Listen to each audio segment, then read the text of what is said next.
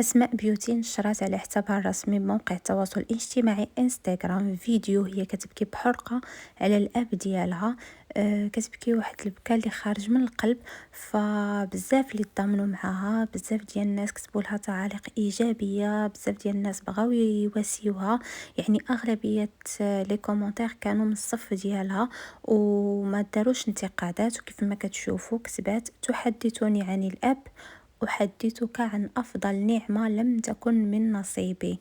هذا هو الفيديو اللي نشرت أسماء بيوتي وكتبت عليه هذا التعليق. وكيف ما كتشوفوا في ساعات قليلة، يعني يلا ساعتين، 347 كومنتير و 7310 ديال لي جيم، أي ديال الإعجاب اللي جاب هذا الفيديو. وكيف ما كتشوفوا من خلال الفيديو اللي نشرته المؤثرة وهذا البوست اللي كتبت عليه، كتبان أسماء بيوتي مجروحة وجد حزينة من الجهة ديال الأب ديالها، ولكن الناس أو المحبين ديالها والجمهور اللي كيتبعوها ما خلاوهاش. بزاف لي كومونتير كانت إيجابية وكانوا كيواسيوها وقالوا لها حنا معاك. كاين اللي قال لها راه حنا كنا هكاك، كاين اللي كيقول لها انا راه عندي بحال ما عنديش الأب ديالي، كاين اللي مشى وقال لها حمدي الله ربي يعوضك براجل فيه الاخ، فيه الاب، فيه الام، فيه كل شيء.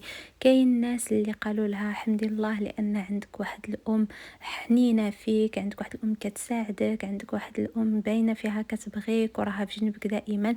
المهم الناس حاولوا يواسيوها بشتى الطرق، بزاف ديال الطرق. المهم اللي شفنا هي على انه التعاليق كانت كامله كامله كامله ايجابيه، ما كانتش دوك لي كومونتير اللي كيقولوا لها بغيتي ديري فيلم، بغيتي بالعاني ديري البوست. لا هاد التعاليق ما شفناهمش، لانه في بعض الاحيان كنلقاوهم فاش شي مؤثر كيبارطاجي مع المتتبعين ديالو شي حاجه اللي حزينه، او لا كيشارك معاهم الاحاسيس ديالو الا كان كيمر بواحد الفتره اللي هي صعيبه.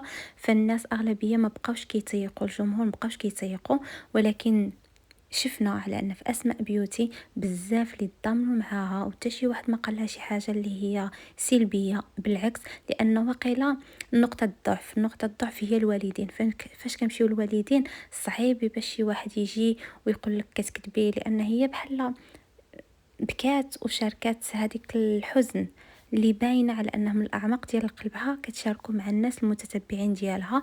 فكيف ما قلت لكم صراحة كلشي تضامن معاها. ولهذا غادي نحاول نقول لكم حاولوا على انه اللي عنده والديه يتهلا فيهم بزاف ويحترمهم ويستغل اي فرصة واي وقت تلقى على انه يستغلها مع الوالدين ديالو يديرها. ولكن هنا في اسماء بيوتي بزاف اللي ما فهموش واحد الموضوع. السؤال الوحيد اللي تطرح من الجمهور هي: واش الاب ديالها مات؟ واش الاب ديالها مطلق الام ديالها؟ واش الاب ديالها سمح فيها؟ الناس ما عرفوش فقط علاش كتبات هادشي على الاب ديالها، فين مشى الاب ديالها.